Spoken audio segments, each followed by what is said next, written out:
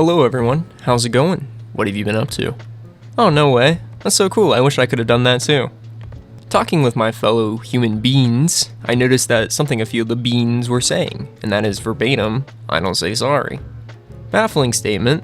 That's weird, right? That's something if followed strictly would present moral dilemmas and ethical misdemeanors every which way. I can't be the only one to notice this, and if you have a problem saying sorry or apologizing, this video is for you. And if that's not you, well, hey, we're gonna have some deeper takes on human morality. We'll be talking about what's right and what's wrong, at least for now. And if you don't end up liking this one, well, hey, I want you to know that I'm sorry. And also, you're wrong. Sit back and relax and enjoy. Picture this. What if you were a cowboy and your horse knocked a lady into the mud? You wouldn't just go, well, the universe deemed this to be, so good luck with that mud and everything. No, you'd get off your horse and you'd help that little lady back up on the wood plank and say, hey, sorry, Buster, my horse over there can be a bit of an asshole. Or maybe you'd shoot her dead. But more on that later. It's weird, because the laws of man, though present, were never as enforced as they are today. You can definitely point to the ancient man as a way to challenge this approach with several valid reasons and pieces of evidence. But let's look at the Code of Hammurabi, shall we? The laws of the sixth king of Babylon, Hammurabi, were written on stone pillars and were placed in several locations throughout the kingdom of Babylon. Scholars have speculated on how the pillars were interpreted, but several theories indicate that they were more of a best practice ordeal, or a suggestion in the event of this situation unfolding. It's this lack of enforcement which gives support to my earlier claim of how laws weren't followed to the degree they are now. How's Hammurabi going to know if the town of Mari isn't following his rules? Well, he wouldn't. At least not fast enough to do anything about it. This statement of laws being suggestions is supported in the epilogue of the Hammurabi text, wishing well to any smaller king or ruler who practiced the outline, and invoking the god's wrath if disobeyed. Keep in mind that so-called wrath of the gods, because religion is a great way to keep humans acting the best they would think they should, or are told by morally superior people. The laws established, much like today's laws, stem from history, religion, and public interest. As we'll soon find out, however, we're actively learning and redefining what it means to be a good society, and half these laws and punishments are exactly what we're trying to avoid today. Just to give further context, let's take a look at some of the laws from the Hammurabi Code way back yonder. Keep in mind, a lot of these are if statements, as mentioned earlier. Starting us out.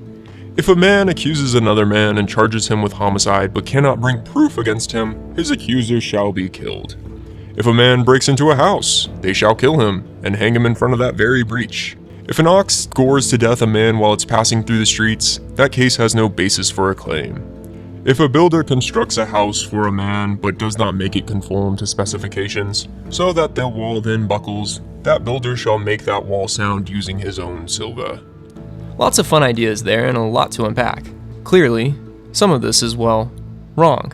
Some of the punishments come from what may have felt right, but not necessarily putting actual public interest as priority number one. It seems trials, and what we'll call jail, are noticeably absent from the Hammurabi Code. This is the code that literally started the eye for an eye. No, for real, this is where it comes from. If a man should blind the eye of another man, they shall blind his eye. Also, instead of slavery being frowned upon, well, they had this little law to cover that too.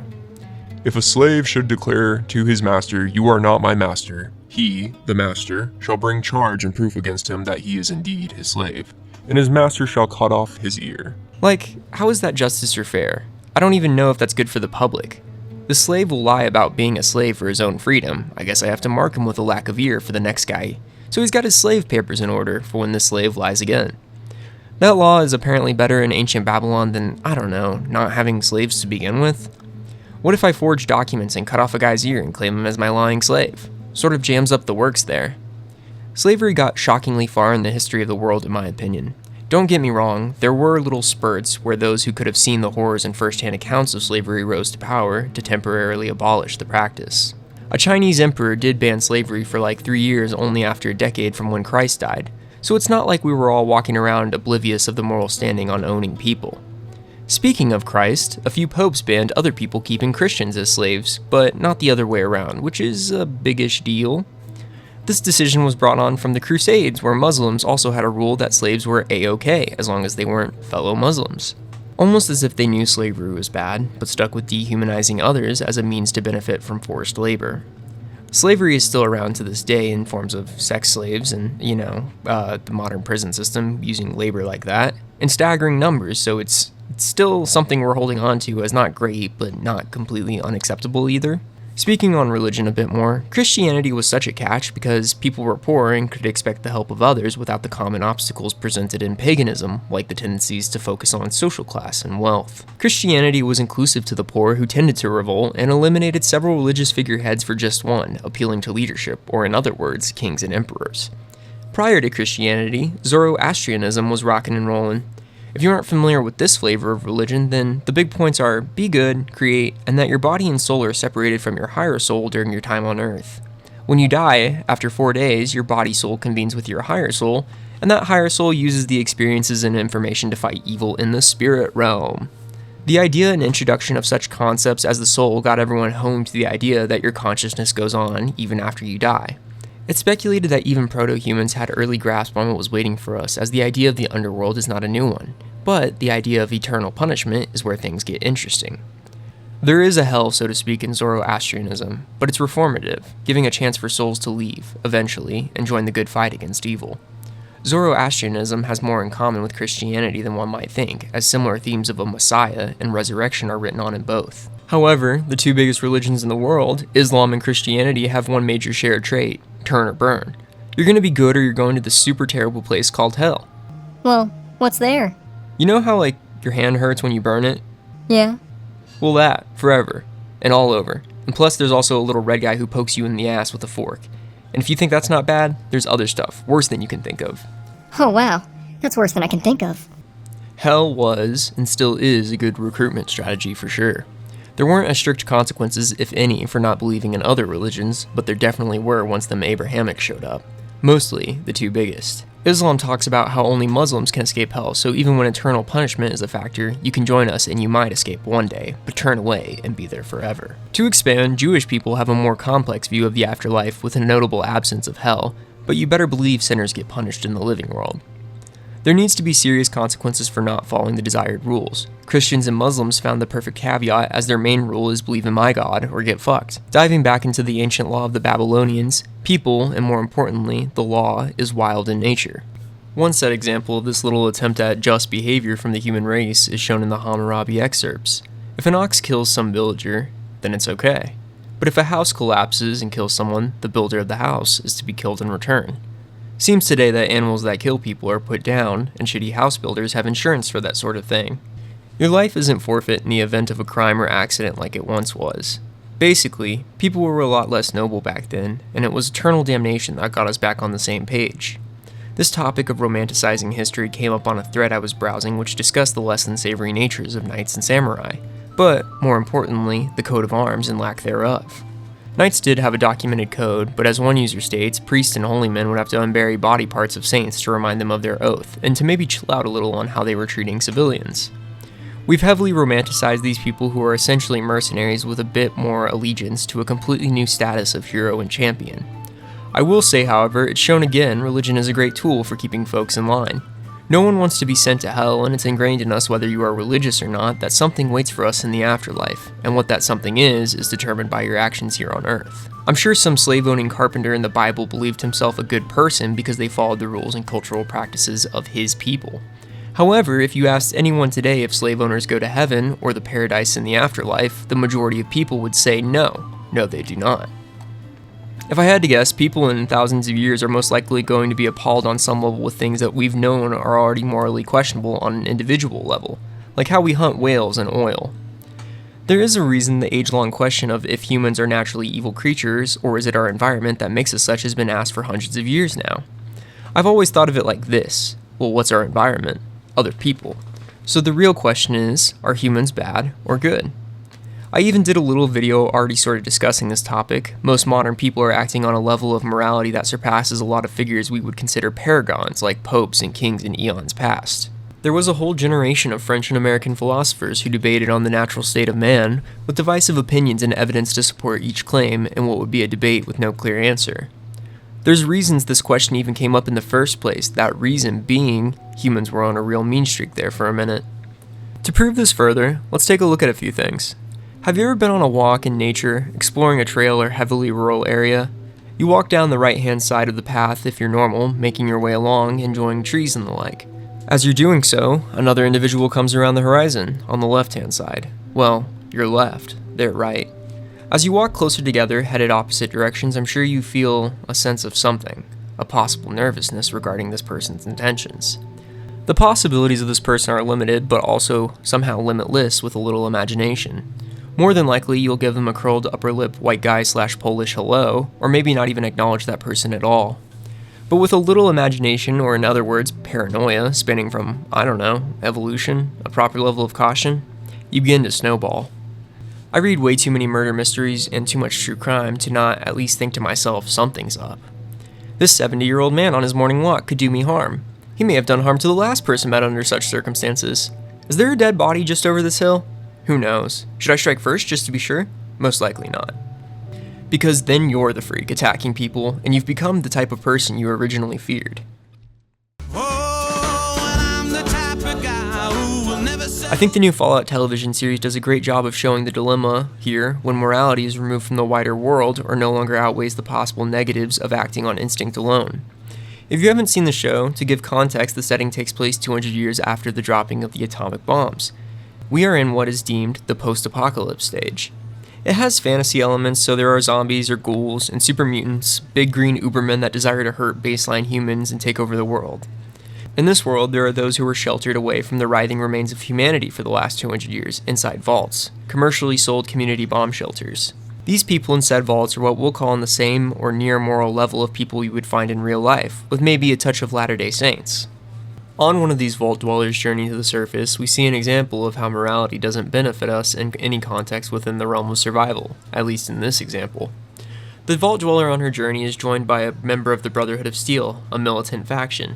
Typically, the Brotherhood can range from a policing force / Red Cross to a technocratic fiefdom, where they are sort of racist, but it's not even like race, it's, maybe xenophobic, I should say. The two on their travels come to a bridge where they encounter two other wastelanders. The well-versed member of the Brotherhood of Steel begins to assess how he will eliminate these two fellow travelers, deeming them a threat, and asking the dweller for her firearm. The vault dweller refuses and wishes to deal with this conflict cordially and with morality. Dialogue is exchanged, and seemingly an understanding reached. However, when the groups intersect on the bridge, a close-quarters gunfight unfolds in less than 2 seconds, leaving the two opposing travelers dead. It's revealed by the Brotherhood of Steel member upon further investigation that these people are fiends, or in other words, cannibals of the Fallout universe. Ultimately, the Brotherhood saved the highest moral power through amoral means. It gets more complicated too. If you're familiar with the series, the Brotherhood of Steel character is in a negative moral standing when examining him from our world, but his actions have propelled him forward into a new status, being more valued by those he wants to impress, and subsequently raising his survival chances through acquisition of materials, even if duplicitous. It presents an understanding that he's doing things the best he can, being the best person he can within his own moral code for the appropriate environment. In a world where survival is everything, he who is willing to do anything to survive is king. If you think to yourself, well, what kind of life is that? To be fully dedicated to this savagery? Well, this question is also presented in Fallout in a different situation. A character from the pre-war era, now turned ghoul 200 years later, is a real bastard. When he and the Vault Dweller cross paths, she asks why he keeps going. His answer? He's crazy. But not everyone else is. The ghoul knows his actions aren't what he was brought up to understand as morally upright. In the show, we even see him, pre-war, acting as a generally good person. Similar to ancient human life with the Babylonians, the Brotherhood of Steel member knows only this world as his own. There isn't some other moral code out there that differs greatly from kill thieves and stay alive. This is it. The ideas we've spent millennia honing to this day were wiped clean, and now we're starting near our primal roots once again. Fallout isn't the only form of fiction to demonstrate the historical accuracy of humans' recent evolution to the law of morality as just that. Recent. Not to mention the ever-changing nature of what is an upstanding moral person. I mean, we're going from common problems being mass rape and murder to now wealth inequality. This isn't to play down that certain heinous actions are still present, but we do have a way of apprehending these people and delivering our perceived form of justice upon them as a collective. Blood Meridian was the talk of the town pretty recently, as in the last 2 years. Talk of the town meaning that TikTok got to it along with I Have No Mouth and I Must Scream. Lucky for us, this book's entire focus is on the apparent barbaric nature of humans when faced with personal gain and survival. Blood Meridian, written by Cormac McCarthy in 1985, tells of an epic set in the Old West of the United States and parts of Mexico. The story follows the actions of the Glanton Gang, a group of outlaws contracted by Mexican governments to obtain human scalps belonging to native Mexican Americans in exchange for money. Our primary protagonist, simply referred to as the Kid, is often said to be a terrible person by fellow debaters of the novel, but with a lack of standard morality, I would say he is a true neutral force of the time and circumstance. Does he do bad things? Yes, but he's acting on actions based on the surrounding world. The Kid's actions, when up to today's moral codes, are often frowned upon by the leaders or head figures that have taken the time to adopt this boy, stating certain actions of benevolence are going to get him killed, and the gang members will be short a fellow gunslinger.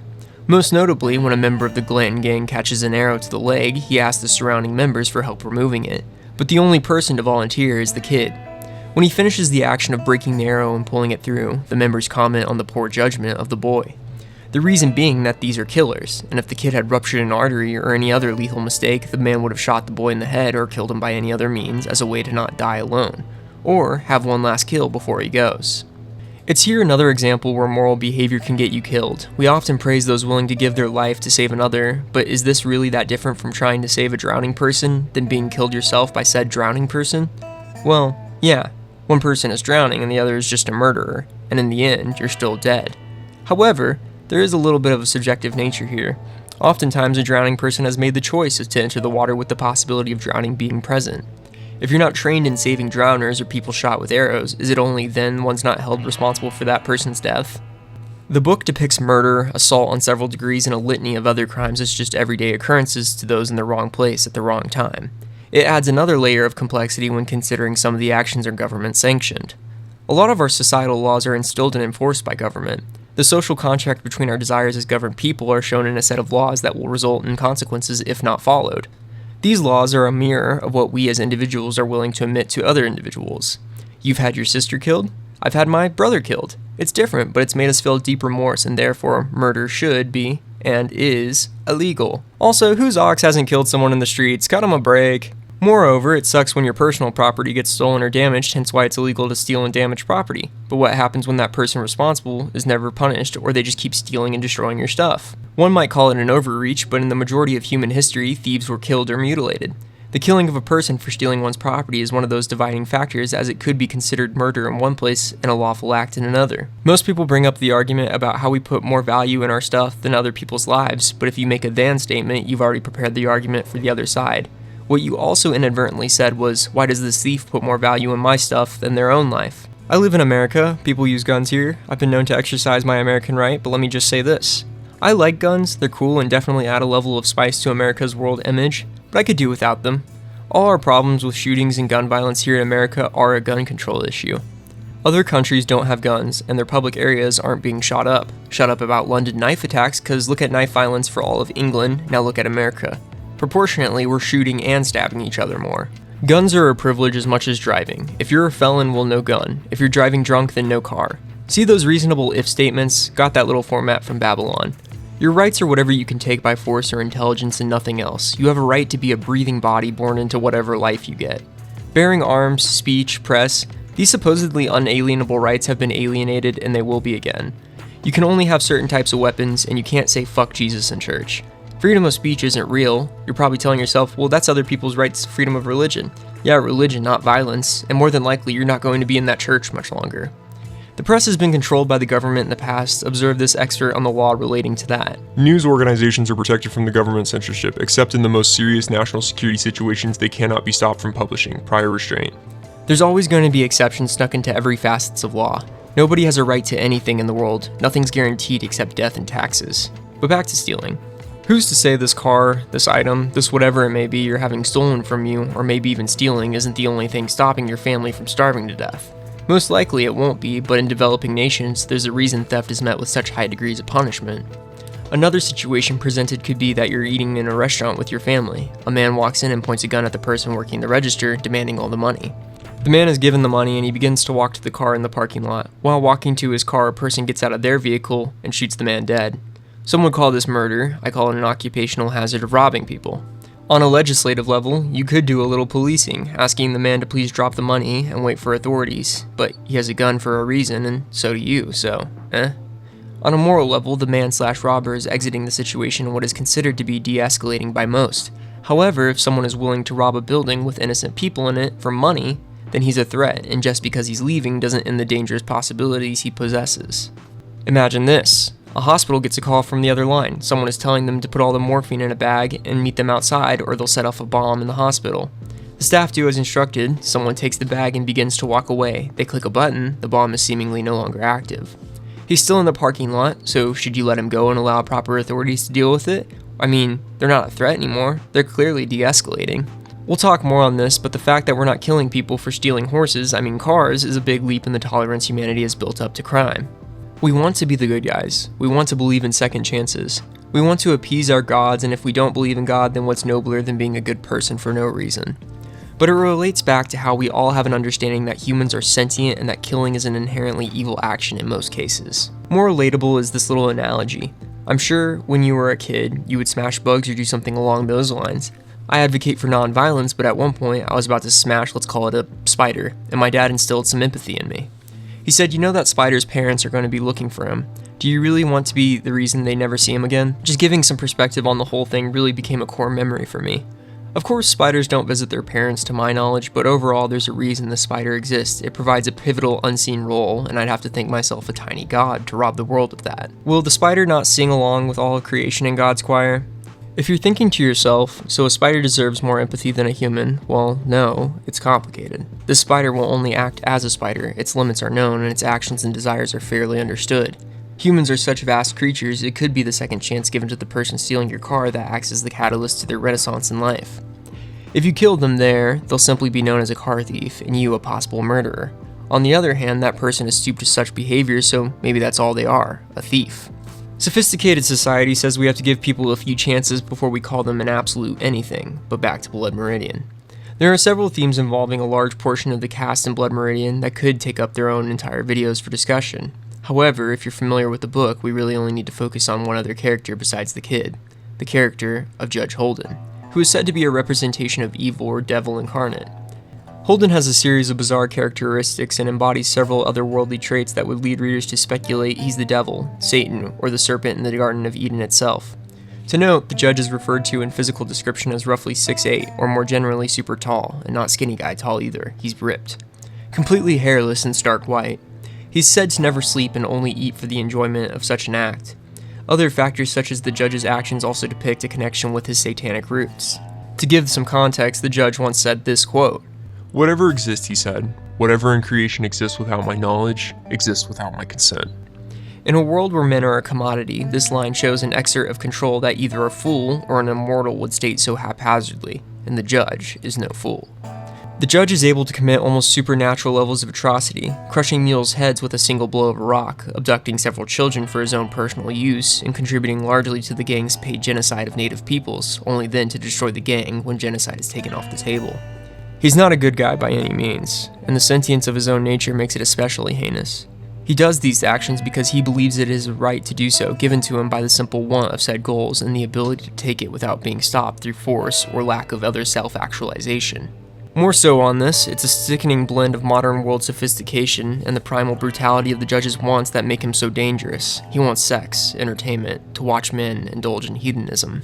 He knows that a part of getting what he desires without being stopped means showing guile, having the cunning to lie for his own advantage at times or simply his own amusement for others. Like any McCarthy book, the character of the judge can be explored indefinitely, but one notable quote from Judge Holden pertains to this video's topic above all others. And that quote is, "Moral law is an invention of mankind for the disenfranchisement of the powerful in favor of the weak. Historical law subverts it at every turn. A moral view can never be proven right or wrong in any ultimate test." And he's not entirely wrong when referring to how moral law can never be proven right or wrong by any ultimate test. However, neither can his Darwinist belief that the strong will inherit the earth, or namely those who have abandoned moral tendencies in lieu of pure pleasure and survival. Relating back to the judge's own beliefs, if an even bigger guy comes by and bashes his bald head in with a big rock because he's an ultra good guy and hates the evil shit Holden's been up to, would that not justify both laws of man, primal and moral?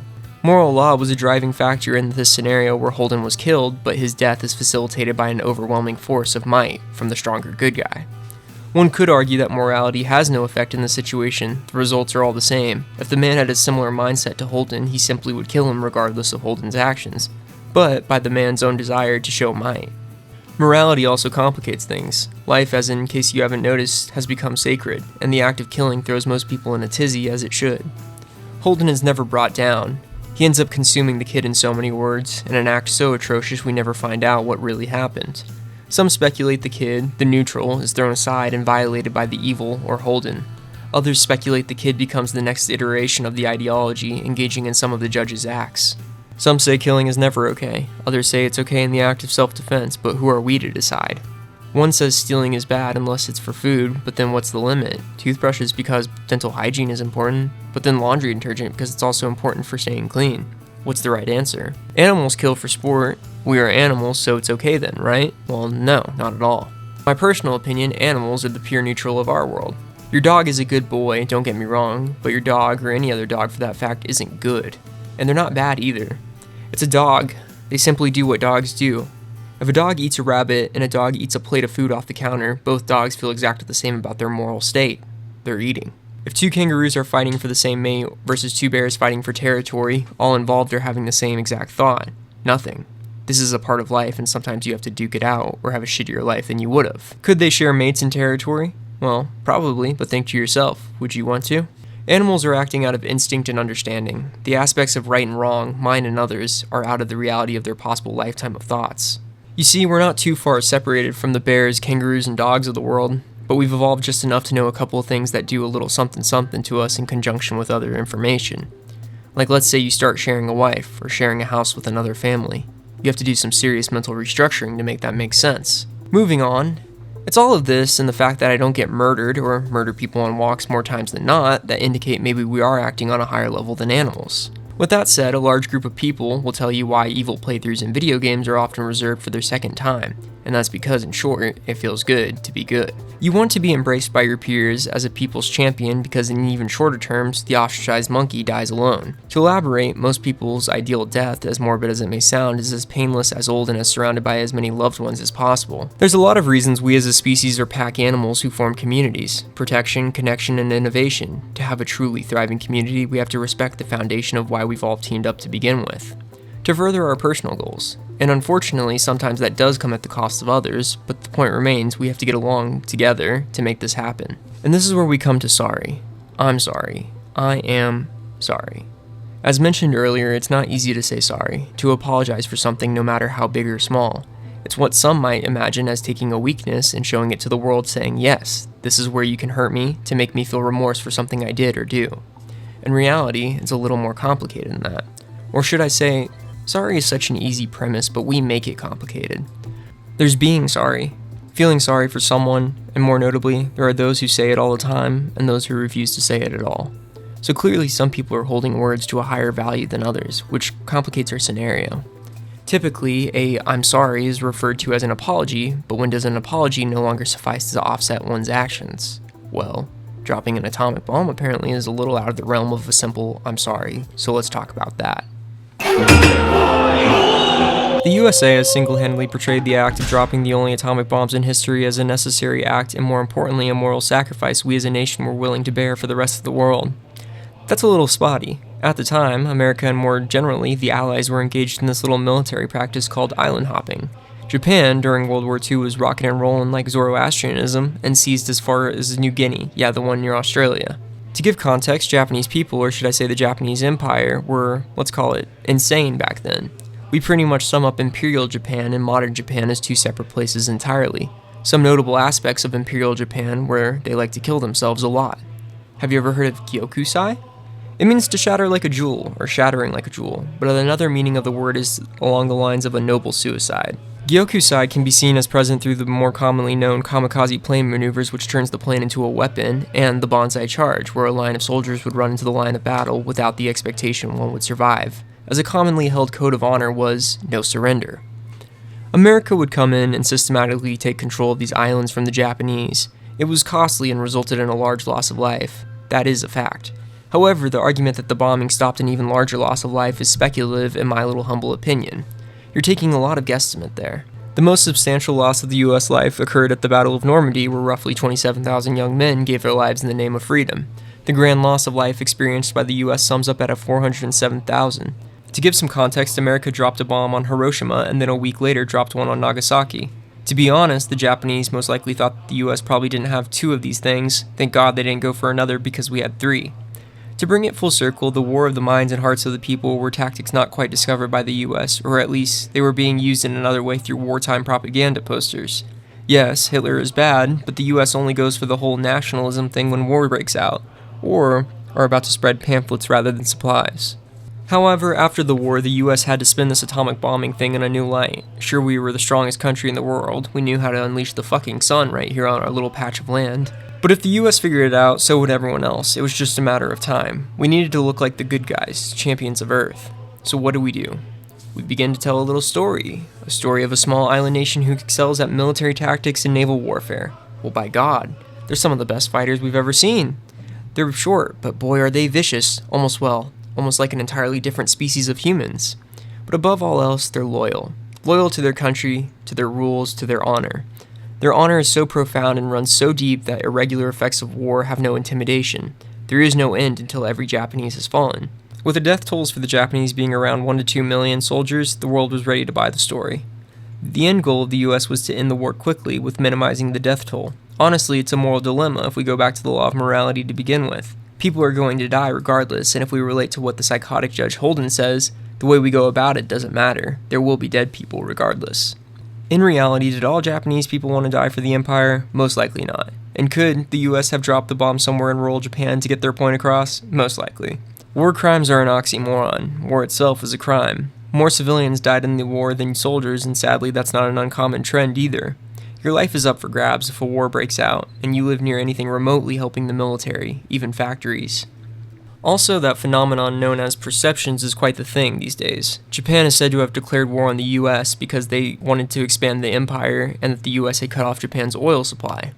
In today's terminology, it's called an oil war, but if we take a look at the list of offenders, we'll find our favorite team present more than once. Hiroshima and Nagasaki were selected for their economic power and military hub statuses. Notably, Germany was not selected because we bombed the shit out of Japan, and we thought that Germany was intact enough to learn quite a bit from the bomb had it not gone off.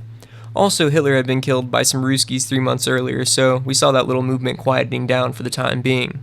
But now we have laws. The IHL bans indiscriminate methods of warfare such as area bombardment, which involves dropping large imprecise bombs over populated urban areas through airstrikes and ground shelling. Any attack that is not launched at a specific military objective, or which involves a method of means of warfare that cannot be conducted with precision, is considered an indiscriminate attack and therefore a war crime. These rules we set on countries are oftentimes minuscule. It's like we all sat down after tearing each other's guts out and went, hey, that was pretty bad. Let's never fight like that again, and if we do, no hair pulling and eye gouging next time. And everyone goes, yeah, I hate when my eyes get gouged. That's a good idea. The next thing you know, we forget where borders are, and the Czech Republic is ready to hair pull some German borders as a change for once. All of this is relevant to our conversation if we break it down like this. America is operating on a moral law rather than the law of primal power. Despite our shortcomings, we do try to act on these laws of war everyone else seems to forget about. Both countries have never issued an apology because both countries don't feel remorse, but through our actions have shown the groundwork is being laid for a brighter future. The US relations with Japan following the war was a complicated issue, but what's much less a complicated issue is our relationship with a slew of other groups we've been in contact with. The US back in the 1900s, earlier than World War II and I, when we were a more traditional empire, believed in strong annexation, scooping up resources from lesser developed countries, turning around and selling that shit. We eventually locked eyes with the Philippines and said, you're next. We were feeling pretty hot coming off our Hawaii high, so going for another tropical paradise already occupied was something we weren't new to. To cut it short, America was given colonizer dibs on the Philippines after defeating Spain, and then the Philippines, doing their own thing, declared war with America. After America won, because we didn't really start losing until the 60s, America would begin the occupation of the Philippines. We started concentration camps and declared the Filipino people too low level for self-governance. 200,000 civilians would perish due to famine and disease. And, you see, I've brought this example up to demonstrate that moral law truly is a modern invention. The US hasn't apologized for this, mainly because I just think they hope people forget. And sure, there were advocates for these territories, but on a larger majority, most white Americans said that this is the norm, and if anything, we're doing good stuff because it helps me out and it helps the people I see every day out, and I don't really see Filipinos every day. That's why the Japanese didn't have a deep-seated hatred of America following the war. It's because in East Asian culture, a nation following the loss of a war could expect to be occupied, extorted, and in some cases, complete cultural annihilation. But the US just came in saying, hey, here's what's going to happen. This whole war thing, you're done. You're not allowed to play anymore. You just get too excited. Secondly, you gotta stay on the island. Not a island, but the island. Third, we saw that shit in China, so you may get a letter in the mail for a court appearance in Tokyo in a little while. It's this newfound morality that we see now has become commonplace. The US follows, or at least tries to follow, the established laws of war. The US never apologized to Japan, and Japan never apologized to the US, because it would be a senseless gesture, as the actions clearly state we both believe the other to be a threat. Sure, we slip, but in a world of pure barbarism, where the only thing holding us back from utter savagery is the imaginary rules we have set in place on something as expansive as war, it shows we as a species want to be better. We don't want to kill each other in such excessive ways. We want to rise above the monstrous tendencies we all have inside of us.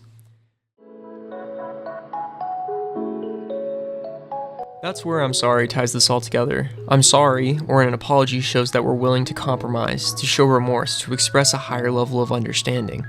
I'm sorry shows you're willing to work through issues without violence or shows of strength. That you are in fact a being or entity with faults of your own, but are aware of those faults and would like to express that there is a solution for both of us here. Showing remorse can be more than just taking account for our actions, but to situations that happen to others. Remorse can also be seen as sympathy. An allowance to sympathize with those doesn't make you weaker, it makes you simply the active sympathetic. We've come to understand strong and weaker as adjectives made up of other emotions. Feeling sympathy and remorse doesn't make you weaker in the same way showing ignorance and exercising one's pride doesn't make you stronger.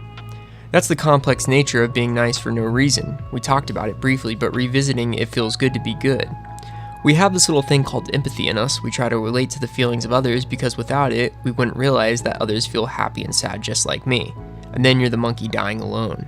Saying I'm sorry or apologizing doesn't make you weak or strong. It shows the world in one way or another that I'm ready to move forward from senseless conflict and violence, that I can relate to your situation and hopefully you can relate to mine, and that though we both could invoke violence and physical will over another to justify a point, we'd like to settle these things like the sentient beings we are. So what do we say? I'm sorry. If you enjoyed this video, I have merch and some kind of YouTube monetization thing set up, but who knows how it works. Like and subscribe if you enjoyed this video, and if you didn't, well hey, I'm sorry, and I sort of mean that. Peace out!